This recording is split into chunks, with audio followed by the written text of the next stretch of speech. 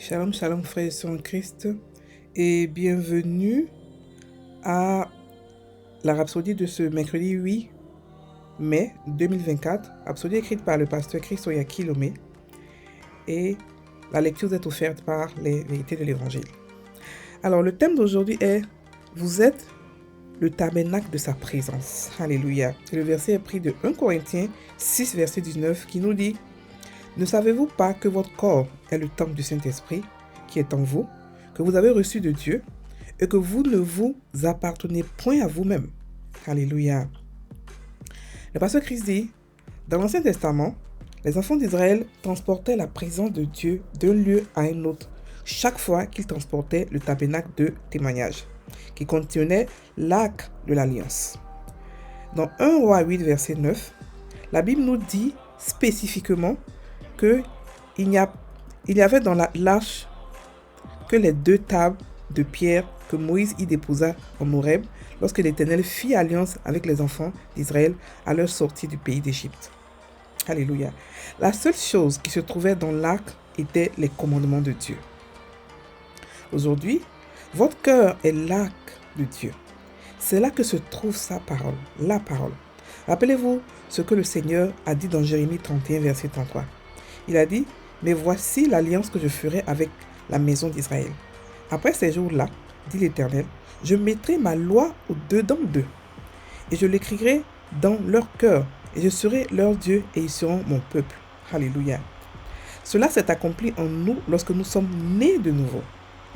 Nous sommes nés de nouveau par la parole de Dieu, et nous sommes devenus un avec la parole. Nous sommes des épîtres vivants, écrites non avec de l'encre, mais avec l'esprit du Dieu vivant. Non sur des tables de pierre, mais sur des tables de chair, sur les cœurs. Et cela est dans 2 Corinthiens 3, verset 3. Béni soit Dieu. Alléluia. Vous êtes maintenant l'arc vivant du témoignage et le tabernacle de sa présence. Car nous sommes le temple de Dieu vivant. Comme Dieu l'a dit, j'habiterai et je marcherai au milieu d'eux. Je serai leur Dieu et ils seront mon peuple. On peut le lire dans 2 Corinthiens 6, verset 16. Il habite en vous maintenant. Ses mains sont vos mains et ses jambes sont vos jambes. Il marche en vous et il parle à travers vous. Là où vous allez, Dieu va. Vous êtes en lui et il est en vous. Non seulement vous êtes maintenant en présence de Dieu, mais vous portez la présence de Dieu. Chaque fois que vous vous présentez, vous venez avec la présence de Dieu. Il n'est pas étonnant que la Bible dise dans Colossiens 1, verset 27, « Christ en vous, l'espérance de la gloire. » Alléluia. Fin de la rhapsodie. Alors, cette rhapsodie est très importante, elle est très intéressante dans le sens que la compréhension et la conscience de ce qu'il dit aujourd'hui peut faire toute la différence dans notre divinité, dans la compréhension de qui nous sommes. Parce que savoir que Dieu habite en nous permanemment, ça fait quoi? La guérison. Ça fait la santé divine, même pas la guérison, la santé divine.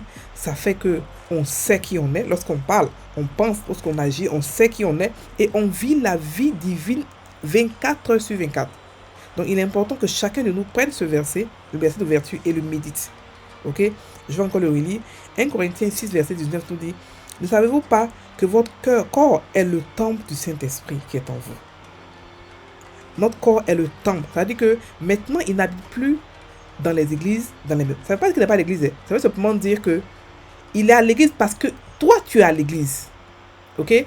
Il est à l'église parce que tu viens à l'église. Ça veut dire que c'est toi qui le transportes maintenant. Ce n'est plus l'arc de l'alliance. C'est toi, c'est nous qui le transportons. Ok? Et là où nous on va, il est obligé de partir. On est maintenant unis et il n'y a pas de dissociation. Ok?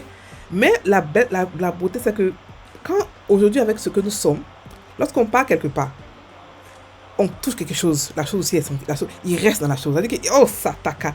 C'est-à-dire que maintenant, on peut l'envoyer partout et le laisser. En même temps, il est là-bas, en même temps, il est ici avec nous. C'est vraiment un autre niveau. Bon, on va d'abord expliquer ce que le pasteur dit. Le pasteur dit que dans l'Ancien Testament, la présence de Dieu était transportée dans le tabernacle de l'Alliance.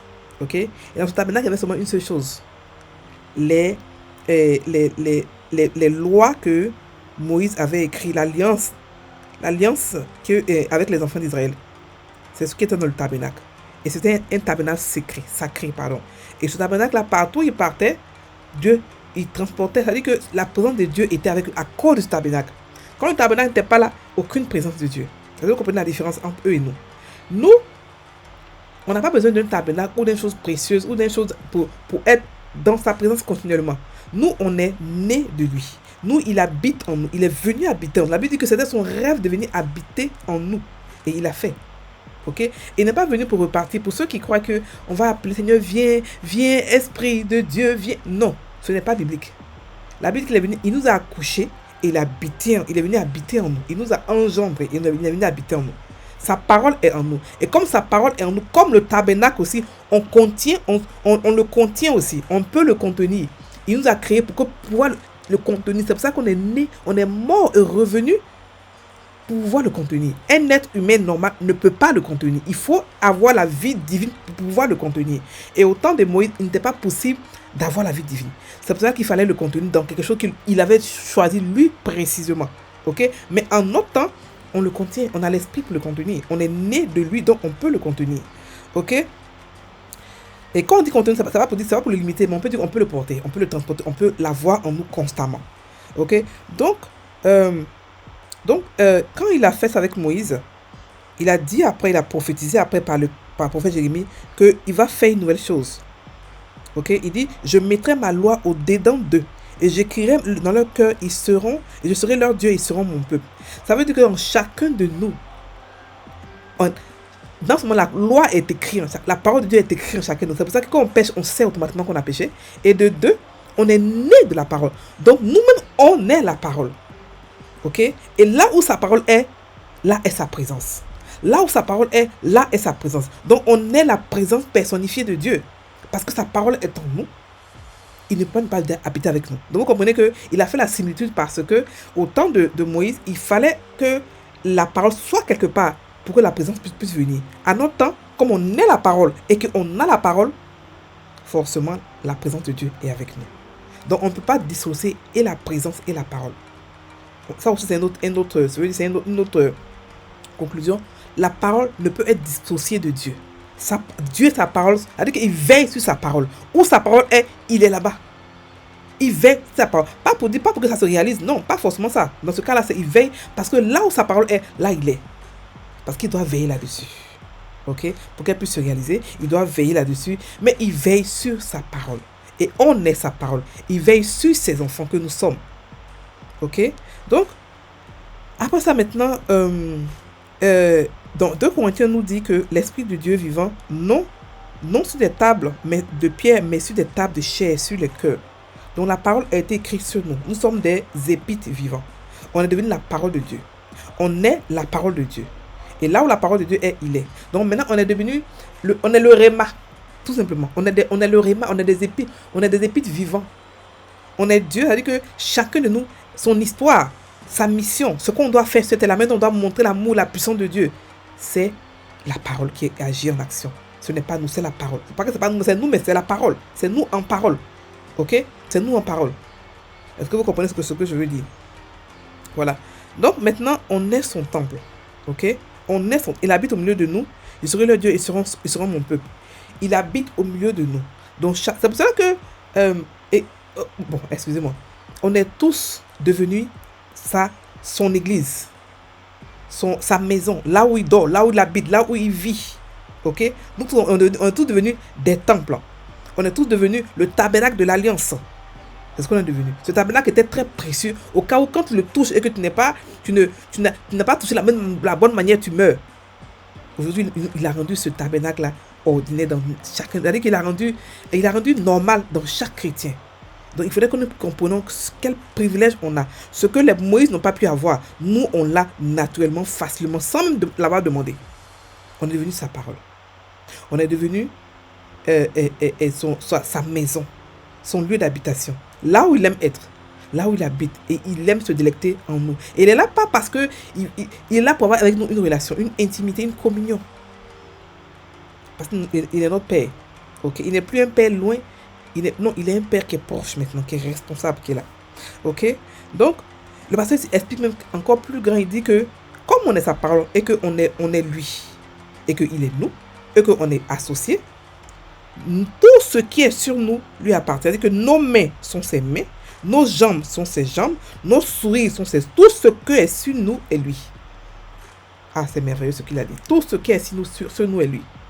Donc, on peut s'identifier à Jésus n'importe quand on veut, au moment. Ah, on est des Jésus. La Bible dit de vivre au nom de Jésus. Ça veut dire quoi? De vivre dans la conscience que vous êtes des Jésus. On est des Jésus sur la terre. Ok? Quand le corps de Christ va arriver à cette compréhension, à cette conscience, je vous assure que on sera bientôt enlevé parce qu'on va faire des choses extraordinaires que le monde n'a jamais encore vues. Parce qu'on est le bon vin, le dernier tournant de l'église. Ceux-là qui ont tout reçu, ils sont à la fois, on est à la fois et apôtre, et docteur, et pasteur, et tout. On est à la fois ceux-là. Comme Jésus, le bon vin, on est aussi le bon vin. Ok? Donc, et comme aussi Pierre et Paul qui guérissaient les malades par leur mouchoir ou par leur sueur ou par leurs habits, nous aussi on a cette capacité parce qu'on a la même vie qu'ils ont eu, on a la même vie que nous aussi on a la même vie. Donc on a cette capacité. Ok? On a cette capacité. Donc il faudrait que nous puissions comprendre que on n'est pas ordinaire. On est la maison de Dieu. On transporte Dieu partout où on va.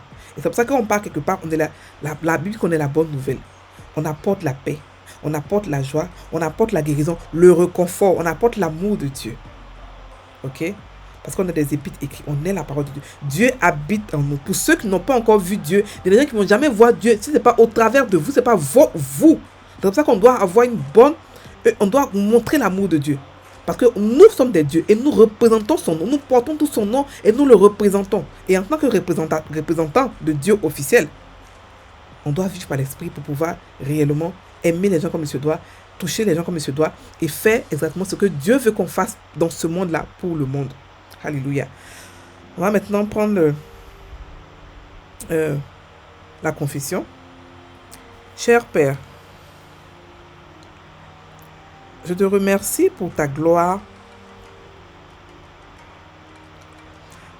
dans ma vie et pour avoir fait de mon cœur ta maison. Ma vie est pour ta gloire. Parce que le Saint-Esprit, qui est ta gloire, vit et agit dans les quartiers de mon cœur.